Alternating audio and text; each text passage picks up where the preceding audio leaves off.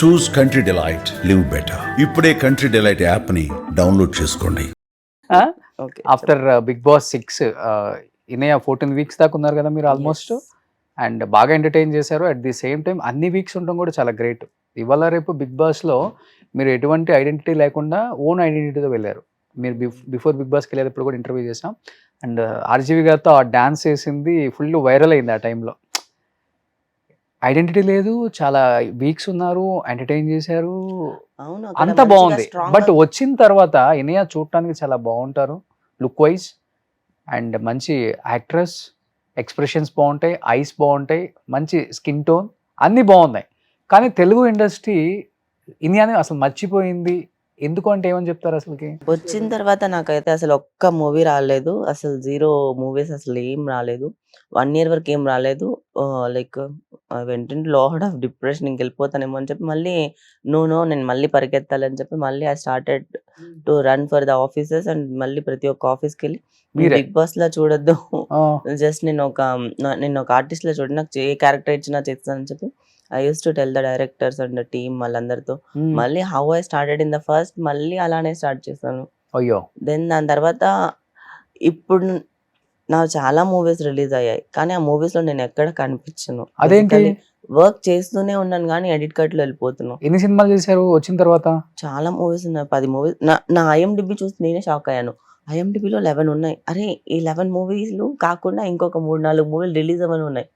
అరే! ఎన్ని మూవీలు ఉన్నాయి. ఎన్ని మూవీల్లో కూడా నేను ఎక్కడ కనిపించట్లేదు బేసికల్లీ. అంటే ఎడిటింగ్ లో తీసేస్తారా? ఎడిటింగ్‌లోనో ఎలాగో అలాగా పోతున్నాయి. కానీ ఇంపార్టెన్స్ ఉండి ఇంపార్టెన్స్ వెయిటేజ్ ఉండి ఉన్న క్యారెక్టర్ అయితే కొంచెం అని ఉంటుంది కదా, 2-3 కొంచెం మినిట్స్ అయినా కానీ. వస్తుంది. ఓకే. లైక్ ఓకేనే వస్తున్నాయి. ఇంకా like I'm waiting for the good roles. And అలానే నాకు ఫస్ట్ నుంచి నాకు విలన్ చేయాలని, నెగెటివ్ రోల్స్ చేయాలని నాకు చాలా ఇష్టం. పోలీస్. నెగెటివ్ అంటే లైక్ యాంటాగనిస్ట్ ఎలాంటి వాళ్ళైనా ఓకే. హీరోకి ఆపోజిట్‌గా ఒక స్ట్రాంగెస్ట్ ఒక పవర్‌ఫుల్ వుమన్ క్యారెక్టర్ ఉంటది కదా!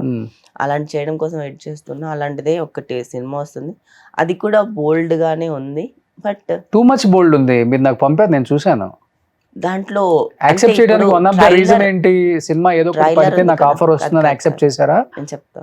ఆ, సినిమాలో దాంట్లో ఏంటి అంటే ఆ సినిమా నాకు స్టోరీ చెప్పినప్పుడు హీరోకి ఎంత ఉందో, హీరో మిగతా ఇన్ని క్యారెక్టర్స్ ఉన్న ఒక స్టోరీలో ఈ క్యారెక్టర్ వల్లనే మొత్తం అన్నీ జరుగుతాయి.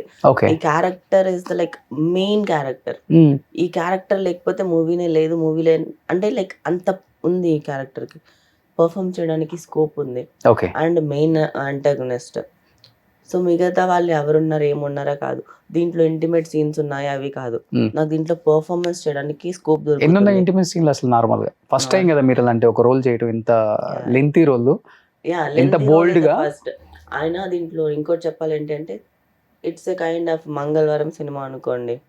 అలా 3 పీపుల్తో ఇంటిమేట్ సీన్ ఉంది అన్నారు. చాలా ఆలోచించాం. ఇప్పుడు దీనివల్ల నాకు ఇంత పెద్ద స్కోప్ ఉన్నదాన్ని వదులుకోవాలా అంటే నో. కానీ నేనేంటి చాలా ధైర్యంగా స్టెప్ తీసుకున్నా. నేను చేసిన యాక్టింగ్ కనిపించాలి జనాలకి బయటకు వచ్చిన తర్వాత మూవీ చేసిన సీన్లు గుర్తుండకూడదు అని చెప్పి. అది కూడా రిక్వైర్డ్ స్టోరీకి కాబట్టి దాని ప్రతిదానికి లింక్స్ ఉంటాయి కాబట్టే ఉంది దాంట్లో. ఎక్కువ వల్గర్ ఏమి ఉండదు. ఇప్పుడు ట్రైలర్ అనుకుంటారా, వాళ్ళు సెల్లింగ్ పాయింట్ని ప్రమోట్ చేస్తారు. బేసికల్లీ వాళ్ళు ట్రైలర్లో అదే పెడతారు. నా యాక్టింగ్, నా పర్ఫార్మెన్స్ వాళ్ళు పెట్టుకోలేదు. ఓకే. ఇప్పుడు నేను అడిగి మార్చి లేదు. మూవీ బయటకు వస్తే January 1st వస్తుంది. అప్పుడు ఆడియన్స్ టైటిల్ ఏంటది? మదం. మదం కదా? ఓకే. సో ఆ టైటిల్ జస్టిఫై చేయడానికి ఒక్కటి చెప్తాను. మూవీ స్టార్ట్ అయ్యేదే ఒక ఆడదాని వల్ల రాజ్యాలు కూలిపోతాయి కదా! అలా ఒక ఆడదాని వల్ల లైక్ ఒక ఆడదాని మదం వల్ల నాశనం అయిపోయిన కుటుంబం. అదే అది ఇనియా వల్ల. క్యారెక్టర్ నేమ్ ఏంటి? అయ్యో ఇంకా స్టోరీ మొత్తం చెప్పేది వద్దు. నేను వద్దు. ఓకే. ఓకే. స్టోరీ చెప్పొద్దు. ఓకే. ఇప్పుడు బిగ్ బాస్ నుంచి వచ్చిన తర్వాత మంచి ఆఫర్స్ వచ్చాయి. ఒక 10-11 మూవీస్ చేశారని చెప్పారు కదా. ఒక 6-7 మూవీస్ రిలీజ్ అయ్యి మీ క్యారెక్టర్ కూడా లేదు దాంట్లో. మంచి మూవీస్ చేశారు పెద్ద హీరోలతో. కానీ పెద్ద హీరోలతోనే కదా అన్ని. ఎవరెవరు? జాట్, సన్నీ డియోల్, తర్వాత బచ్చల మల్లి, అల్లరి నరేష్తో, భైరవమ్మ, మంచు మనోజ్, సాయి బెల్లంకొండ సాయి తను. తర్వాత ఇంకెవరో ఉన్నారు. ఇంకా దాని తర్వాత కొన్ని మూవీస్ చేశాను ఇలాగా 'శివం బజ్జే' అశ్విన్ బాబుతో. ఆ, ఇంకా ఇలా కొన్ని ఉన్నాయి ఇలా లైన్‌గా. అంటే Okay. ఇప్పుడు 'త్రీ రోసెస్‌తో ఒక మంచి రోల్ ఒకటి. అది ఒక్కటి కనిపిస్తుంది అంతే. ఓకే 'హర్ష'తో కామెడీ మొత్తం. ఓకే. కానీ బిగ్ బాస్ వెళ్ళక ముందు మీ ఫ్యామిలీ స్టోరీ చెప్పారు నాకు. హైదరాబాద్కి సింగిల్గా వచ్చారు, ఇండిపెండెంట్గా మీ అంటే ఈ స్టేజ్కి వచ్చింది కూడా ఇండిపెండెంట్గానే, ఎవరు సపోర్ట్ లేదు, Obvious. ఎవరైనా తీసుకుంటే అడ్వాంటేజే తీసుకునే వాళ్ళు ఉంటారు ఇండస్ట్రీలో. అవును. ఇండస్ట్రీలో కదా, బయట కూడా అంతే ఉంది ఇప్పుడు. ప్రతి దగ్గర ఒక అమ్మాయి అంతే వచ్చి ఉన్నారు. ఒక ఫేవర్ అడిగింది అంటే ఎక్కడికి వెళ్ళినా కానీ ఇప్పుడు సొసైటీలో పర్సనల్గా కలిసి మాట్లాడదాం, ఫ్లాట్కు వస్తావా, ఆఫీస్కి వస్తావా, ఎన్నో వినుంటావు. ఉంటాం. ఇనిషియల్ డేస్లో ఎలా అనిపించేది ఇవన్నీ? ఒక ఇనిషియల్ ముస్లిం అమ్మాయి, ఒక మారుమూల విలేజ్ అని చెప్పుకోవచ్చు దాన్ని, పెద్ద గొప్ప మాది village కూడా నగిరి. కాదు ఇది మీది. It's purely village only. It's not at all town కూడా కాదు. నగరే కదా మీది, నగిరి. ఆర్కే రోజా గారు రోజా కాన్స్టిట్యూన్సీ. గారు. ఇప్పుడు నగిరి అంటే రోజా గారి కాన్స్టిట్యున్సీ అని తెలుస్తుంది. ఇంతకు ముందు ఆమె వచ్చిన తర్వాత ఆమె బ్రాండ్ వచ్చింది. తీసుకొచ్చారా? అంతే. ఆమె రాకపోతే నగిరి అంటే ఎవరికి తెలిసేది కాదు. ఓకే. ఎలా అనిపించేది అసలు ఇనిషియల్ డేస్ లో? ఒక్కొక్క ఆఫీస్కి ఎక్కినప్పుడు దిగేటప్పుడు వినాల్సిన మాటలు చాలా ఉంటాయి. ప్రతిరోజు వచ్చి ఏడ్చుకోవడమే, కానీ ఒక్కటే చెప్పుకోవడం. ఒకరోజు సాధిస్తే అప్పుడు అందరికి చెప్తాను. చెప్పావా ఎవరికన్నా? కొంతమందికి అయితే చెప్పుతో చెప్పాను. చెప్పావా కొంతమందికి? లేదు అంత వద్దు, మనం ఎవరిని ఇది చేయకూడదు కదా, హామ్ ఆ. చేయొద్దు, వాళ్ళ మనసులు కూడా బాధపడద్దు. వాళ్ళని జస్ట్ చూస్తే చాలు. మనం సక్సెస్ కొట్టిన తర్వాత మనల్ని ఎవరైతే ఎలా ఎలా మాట్లాడారో వాళ్ళని చూసి నవ్వితే చాలు. అవతల వాళ్ళకి వాళ్ళకి వచ్చేస్తుంది. లైక్ వాళ్ళు మాట్లాడలేరు కదా సిచ్యువేషన్ లో. ఉమ్, ఉమ్. అది చాలు. వాళ్ళని ఏదో చెయ్యాలని నాకైతే ఎప్పుడు ఉండదు అసలుకి. ఓకే.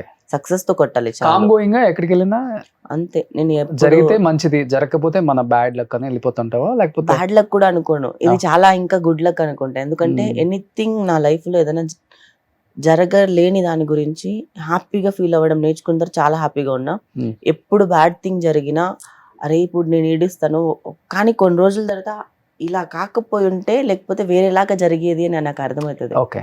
సో దేవుడు నాకు ఎప్పుడు బ్యాడ్ ఇచ్చినా దాని తర్వాత నాకు 100% ఎక్కువ గుడ్డే ఉంటుంది. ఒక బ్యాడ్కి 200% ఇంకోటి ఏదో గాడ్ ప్లాన్ ఉంటుంది.